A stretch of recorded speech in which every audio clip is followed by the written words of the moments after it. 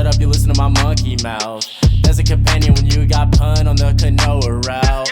Hopped in a portal and got in a fight, Elias knocked him out. Bow, Naruto fighting style. Bow, UFC he tapped out. Bow, we win, we get crowned. Monkey mouth, monkey mouth, monkey mouth, monkey mouth, monkey mouth.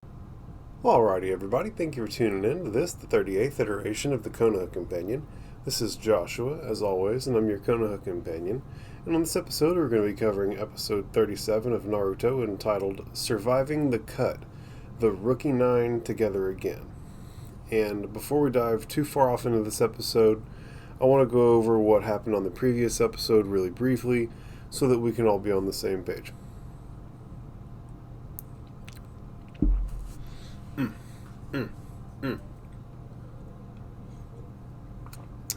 Okay. So, previously on, the gang stopped because Sakura had to take a knee from exhaustion, right? Remember that they were caught in the Rain Ninja's genjutsu, walking in circles repeatedly. The Rain Ninja team casting the genjutsu makes a whole bunch of clones emerge from the trees in the forest floor. These turn out to not actually be clones, rather just an elaborate genjutsu. Naruto attacks a clone and knocks a hole in it, but it stays up, and another clone emerges out of the hole that Naruto had knocked in it. Sasuke locks his Sharingan on the situation as the clones go to attack.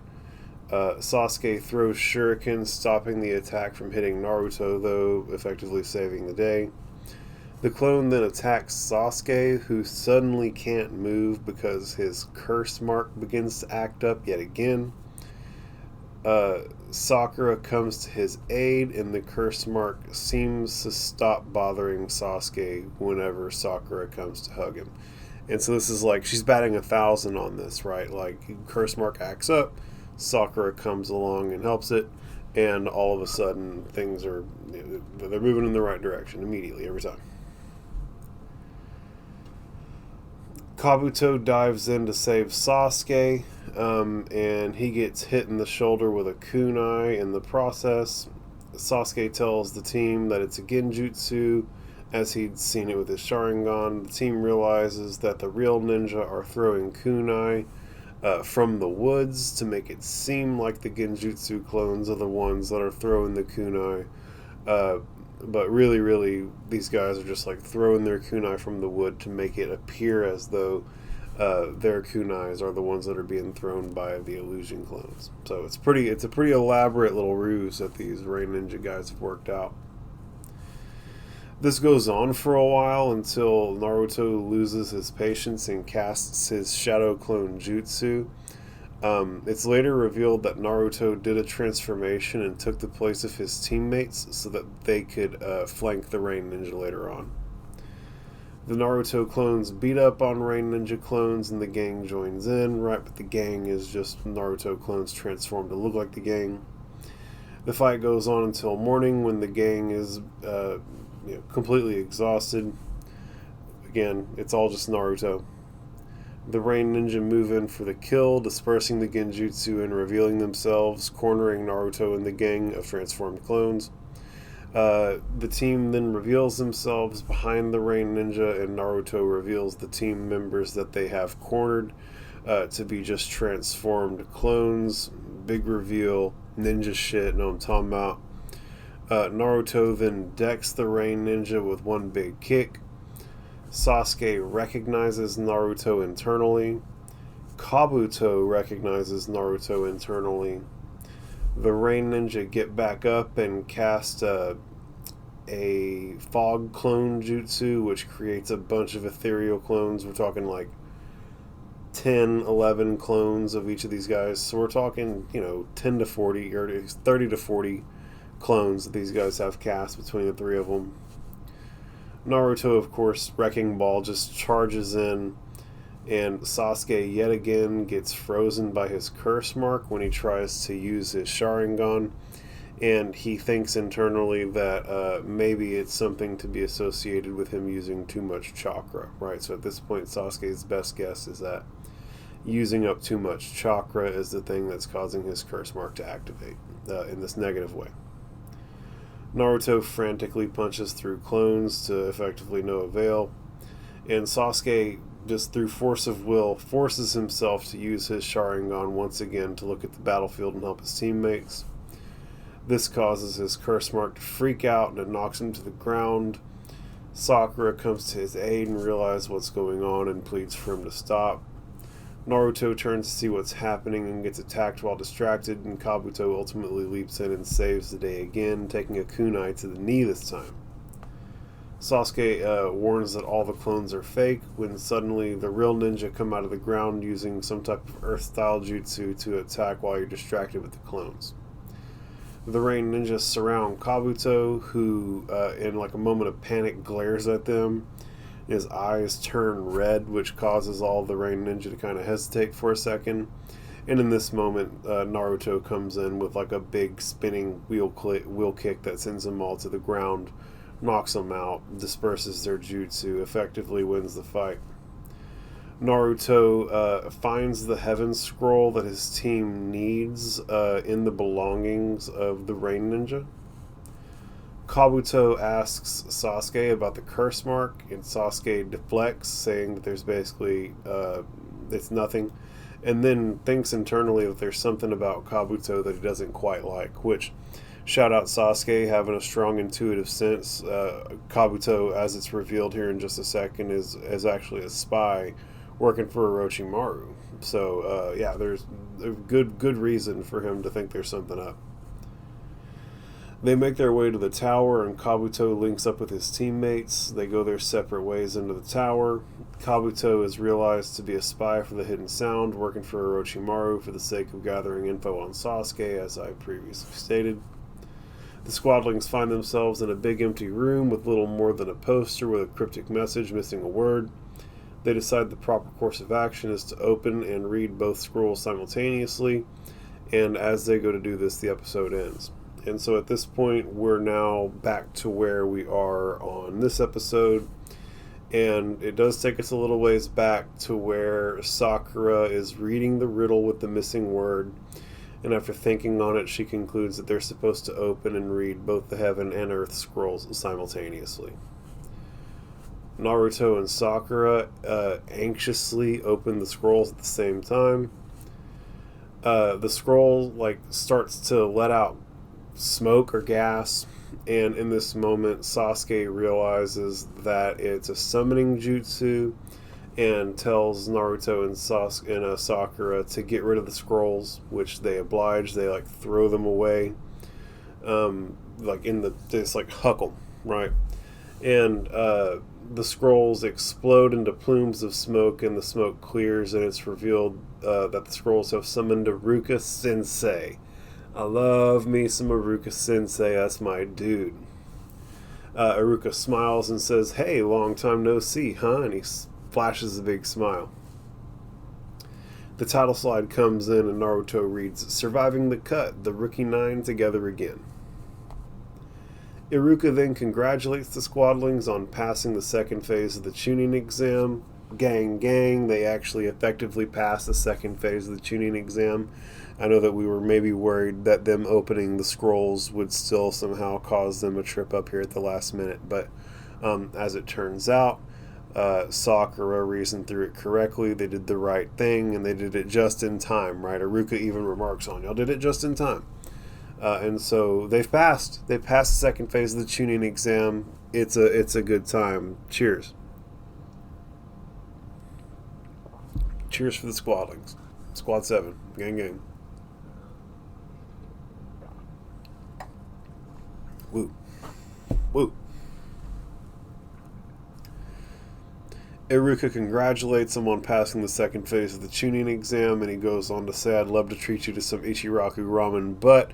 And before he's able to finish his statement, Naruto goes absolutely fucking berserk over the prospect of noodles. He says he's going to literally eat all the noodles on the planet. Homie's just bouncing off the walls, super pumped that he just passed the second phase of the Chunin exam. He's got Iruka there, and he's about to get noodles. Things are 10 out of 10 for Naruto right now. As I say here, before Iruka can finish, Naruto explodes with enthusiasm, leaping and hugging Iruka, running around the room yelling about how much he wants that ramen.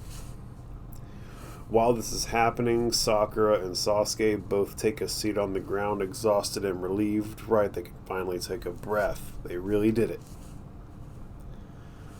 Iruka calls Naruto hyperactive as ever, and Sasuke asks Iruka what would have happened if they'd opened the scrolls in the forest.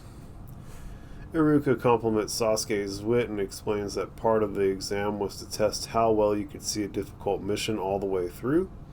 He then continues that they were ordered to knock out whoever opened the scrolls. At this point, it flashes us back to the two Leaf Ninja who'd opened their scroll back right whenever Kabuto stopped the squadlings from opening their scroll. There were some other Leaf Ninja that it showed us at the same time who did open their scroll and who ultimately got knocked out. Their teammate came back and was like, "What's going on?" And so this is what happened, right? Them two opened the scroll, their sensei popped out and knocked them two out and left them there for their teammate to find.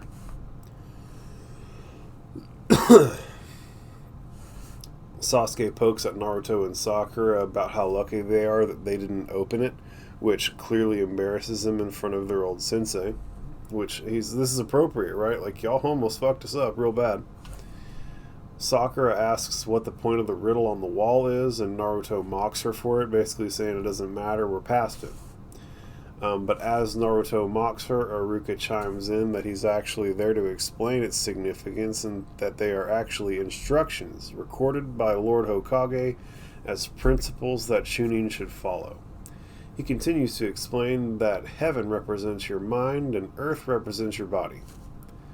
If qualities of heaven are what you desire, acquire wisdom to take your mind higher. Looking at Naruto here. In other words, if your weakness lies in your intellect, then you have to work doubly hard to learn all the information and skills you'll need to prepare for your missions. Looking at Sakura here. If earthly qualities are what you lack, train your body, prepare to attack. So if your weakness lies in your physical strength, then you have to make sure that you work on your physical conditioning every single day so that it improves all the time. When heaven and earth are open together, the perilous path becomes righteous forever. Meaning if your mind and body are working together as one, then even a very dangerous mission can be an easy one. Sakura asks about the missing part of the poem, and Iruka informs them that that's for them to fill in on their own. Right, so just to round out the poem, if you are lacking in intellect, if you're a dum-dum, you need to hit the books twice as hard. Make sure that you have the critical bits of information committed to memory, and that's going to take extra work for particular individuals. Some people are lacking in physical strength. They pick up on everything that's happening the first time they hear it, but they can't actually do the physical motions, and they have to work twice as hard every day so that they can get there. And if you have both these things going for you, you're gonna kick its ass. So you have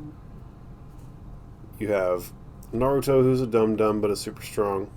You got Sakura, who's super smart but is maybe lacking in strength, and you got Sasuke, who's got them both working. So it's fun how they have it, these three.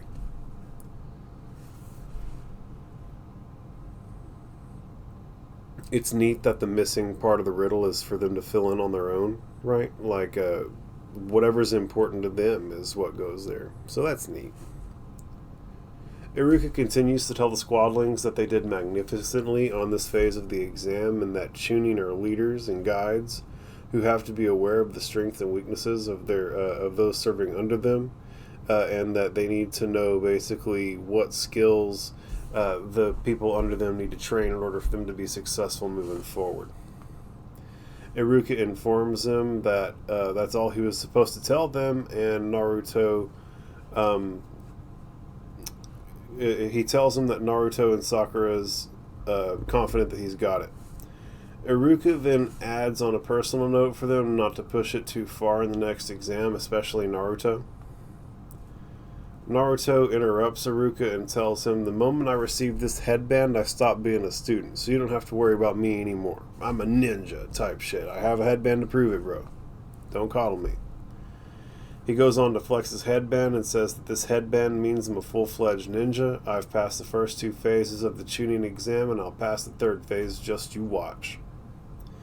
Iruka admits Naruto is right and apologizes while having a flashback to when he was protesting to be the one to deliver the message to the squadlings, which Anko grants him, but even Anko kind of jabs Iruka, saying that she'd expect him to have a little bit more confidence in them.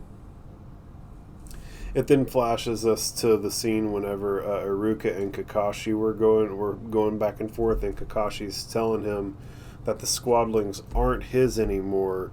He's saying to Iruka, they're not yours anymore, they're mine, right? They're not Iruka's students anymore, they're Kakashi's students, as told by Kakashi. Suddenly we're back in the here and now, and Naruto's laughing, being silly as usual. Iruka has an internal revelation, realizing at this point that Kakashi may very well know the squadlings' strengths and weaknesses better than himself, right? Which is a fair thing for you to conclude if you're thinking coherently, right? He's been on missions with them, like real missions, seen him put through the real ringer, right? You just had him in a classroom. So, respect Kakashi, give him his space, let him do what he's going to do there. He's going to get him through it. It then takes us to a room within the tower where Lord Third and Anko are meeting alongside 2 sentinels. And these 2 sentinels have popped up a lot, and they haven't gotten their names called out or anything, and I'm tired of just referring to them as the sentinels, so I'm going to give them their names, and I'll refer to them as their names moving forward. It's Katetsu Hagane, and he's the guy with the face wrap, and Izumo Kamazuki, the off-brand Sasuke. We see these guys a lot, and I wanted to make sure that they got their names called out. They deserve a shout-out. Like, they're significant in the show. It then takes us to a room within the tower, where these 2 meet up, and I give them their shout out. Anko's curse mark is acting up kind of moderately, right? You could tell she's in pain, but it isn't glowing like Sasuke's has been. Lord Third, Hiruzen Sarutobi, asks her how her curse mark is doing, and she says it's much better now thanks to him, right? So clearly Lord Third has some way of like alleviating the troubles that the curse marks provide. Katetsu says, this Orochimaru, he's one of the 3 Sannin, the legendary 3 ninja, isn't he? He's supposed to be so incredibly powerful, even the Anbu Black Ops unit couldn't bring him down, and I've heard a rumor that he's dead, but I guess that wasn't true. And so this is the first time that we've heard any mention of the legendary Sannin. Okay? He's one of 3, evidently, at this point. And I think it's safe to assume that the other 2 ninja are as powerful as him, right? And he's a one-off guy who can, like, literally threaten the entire village, and is, like, doing some, like, big-time spy guy shit, like, a tough opponent, to say the least. And so it's going to be interesting to see if we get introduced to the other Sannin. It's going to be interesting to see what's going on with the legendary 3 Sannin, especially considering that we've already met one of them, and he's like kind of a nasty guy. Izumo questions aloud, why'd he come here? And Anko flashes back to her interaction with Orochimaru and nuts up to tell Lord Third the truth in spite of Orochimaru's threats, but before she can even say it, Hiruzen asks, he's here after Sasuke, right? Which obviously, like, shocks Anko. She doesn't realize how plugged in he is.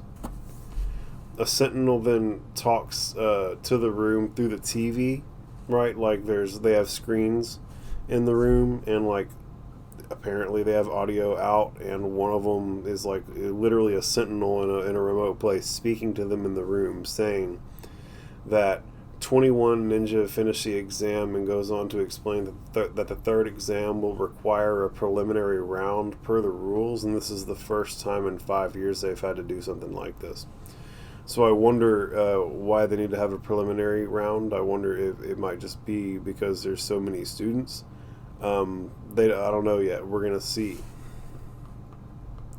Lord Third then tells Anko that they're going to proceed with the exams as planned, and they want to keep an eye on his movements, presumably Sasuke, and Anko agrees.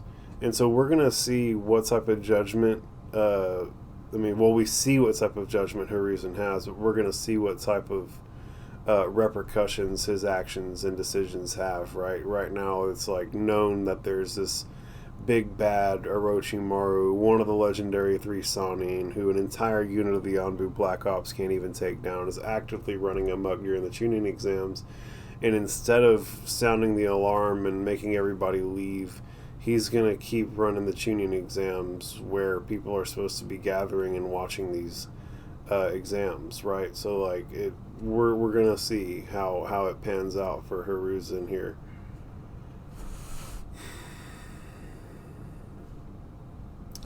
The passing tuning candidates, all their Genin and their senseis, the Hokage, several sentinels, Anko, and the rest of the proctors gather in a coliseum with a giant statue holding the sheep hand sign. Anko congratulates the ninjas on passing the second phase of the tuning exams and thinks to herself that there were 78 who took the test and only 21 made it, and even that's a lot per her measure. She would have expected even fewer. The passing teams include the Sand siblings, right? Gaara, Temari, and Kankuro. Kabuto's sneaky ass team, right? Kabuto's a spy for Orochimaru and his two, like, obviously bad guy teammates. The Squadlings, Team 7, Ino Shikacho, and Team 8 and Team Guy. Ino Shikacho has a bunch of charm. Choji's complaining about how hungry he is. Shikamaru complains about how big a drag it is, that so many made it. Now getting further is going to be that much more work, and Ino's fawning over Sasuke, right? So, like, they just don't ever stop being silly. They're always this way.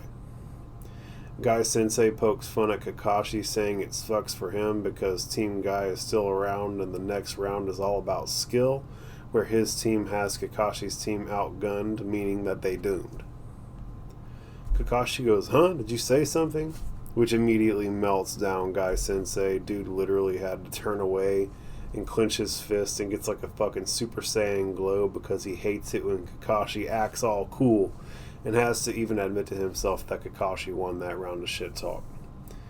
Tenten and Rock Lee see this transpiring, and Tenten realizes that Kakashi is Guy Sensei's rival and admits that if they're going off looks alone, she would give it to Kakashi. Lee's of course infatuated with Guy and vows to make him proud someday with fire in his eyes. He then flashes back to when he stepped in to save the day for Sakura against Team Dosu, and him inevitably getting his ass kicked and him having to see Sakura cry. He then vows that he never wants to see tears fall down the face of someone he cares for ever again, and that's why he'll never lose again, right? So Rock Lee does not want to see his loved ones in pain, and he's going to fucking win to prevent any pain for his loved ones. Neji looks around and basically concludes that all the best that you'd expect to have made it here are the ones who made it, but Sasuke is still sticking out to him. Like, he's clearly got his eye on Sasuke. Zaku, with his arm still wrapped up and broken from where Sasuke broke it, looks at Sasuke and vows to himself to get Sasuke back no matter the cost. It gives us a look at all the sensei up close, and the sensei for Team Dosu is clearly Orochimaru in a different body or face, and he gives a look to Kabuto, his little spy, which makes Kabuto nervous, right? Like, Kabuto is being looked at by his beneficiary in public, and it's like, what if someone sees you seeing me? Tamari looks around and can't believe that only 7 teams made it. Remember, she breezed through it riding the Gaara train, so she's like, that was easy. She didn't realize exactly how hard this shit is for everybody else. Their sensei, who we haven't been, like, formally introduced to yet, but his name is Baki. He's got, like, the red paint on his face. Looks on and basically thinks to himself that there isn't a scratch on Gaara, and that was his expectation.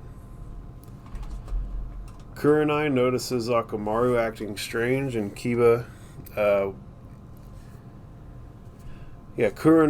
notices Akamaru is acting strange, and Kiba attributes that weird behavior of Akamaru to the presence of the Sand siblings, or at least to Gaara, right?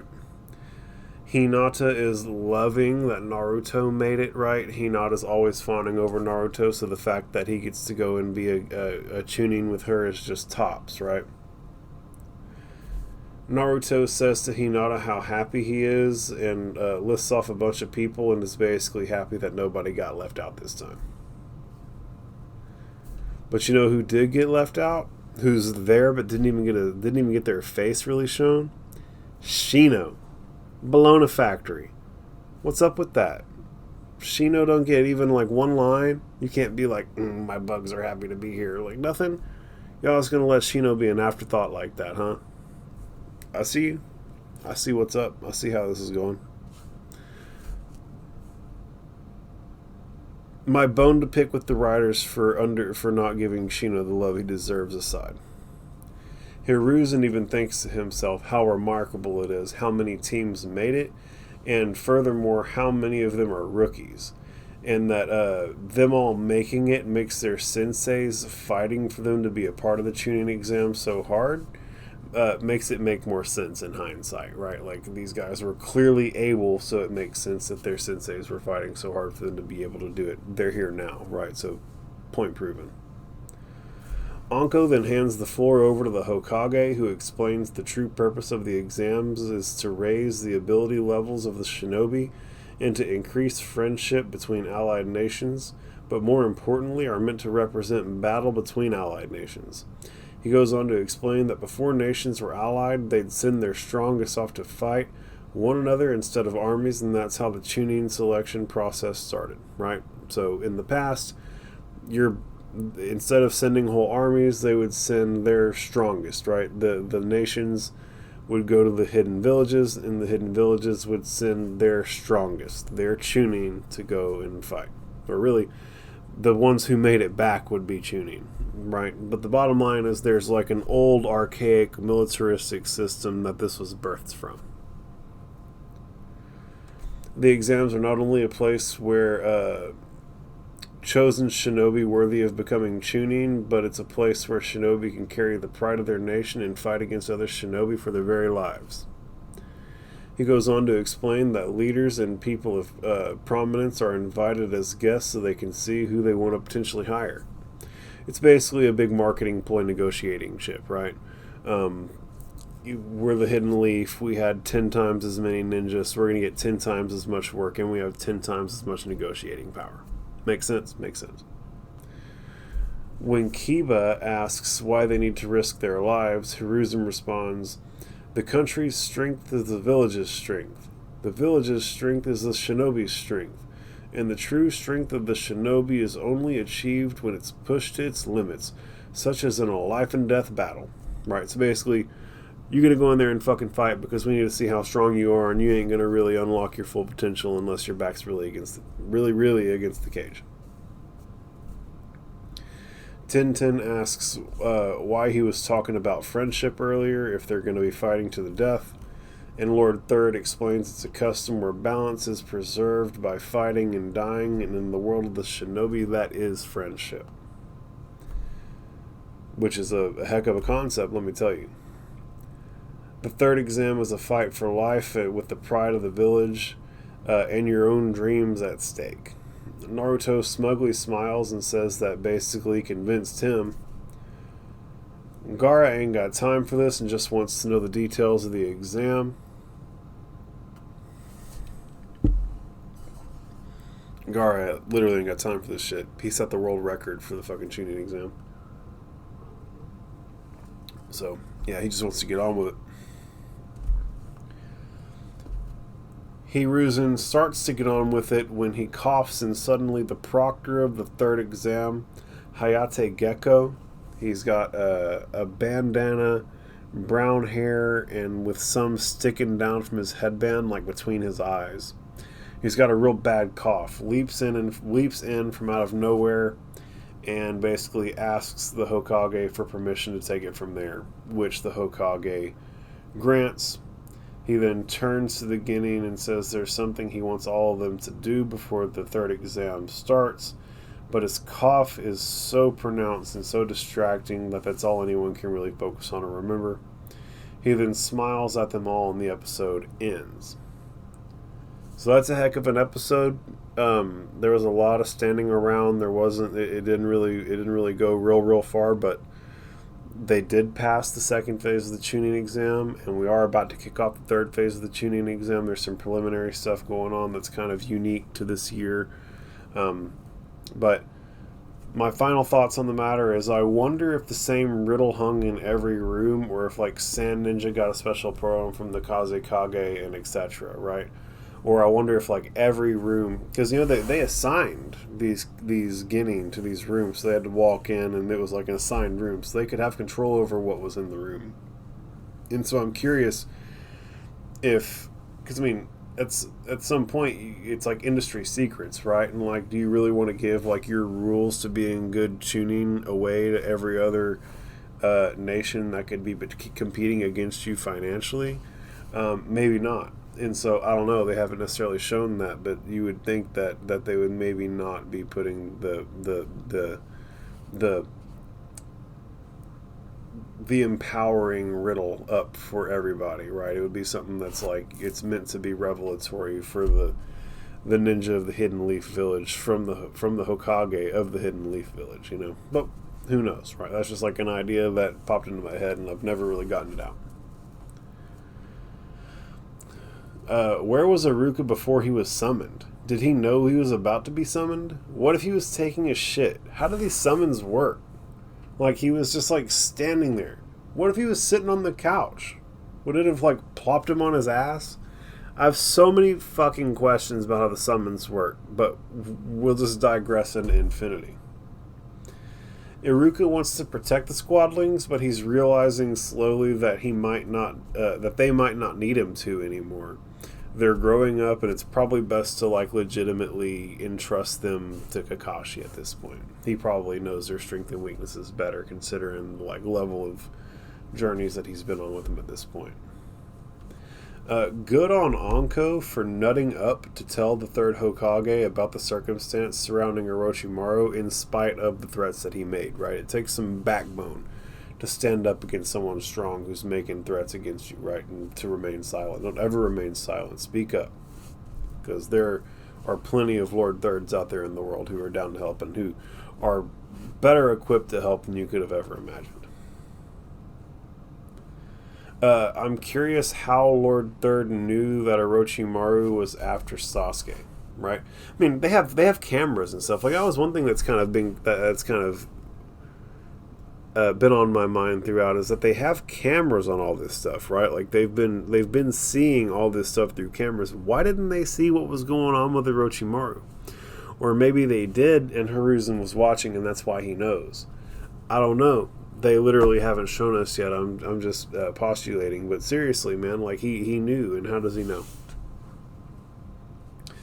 I hope Lord Third knows what he's doing, continuing to gather people around for the tuning exams in spite of what Orochimaru said his potential intentions are. Like, I'm going to destroy the leaf.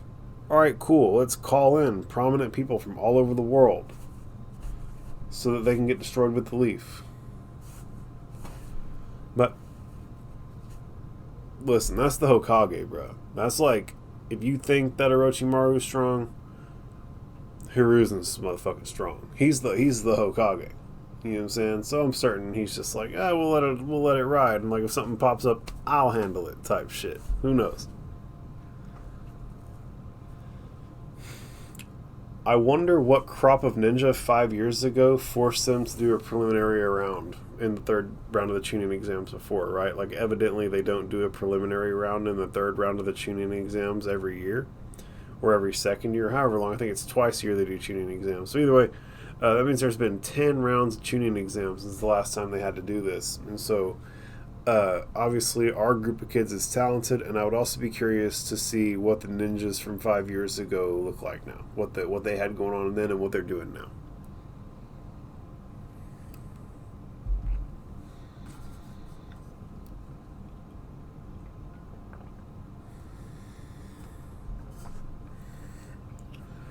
Only 21 out of 78 Genin passed the second phase of the tuning exam.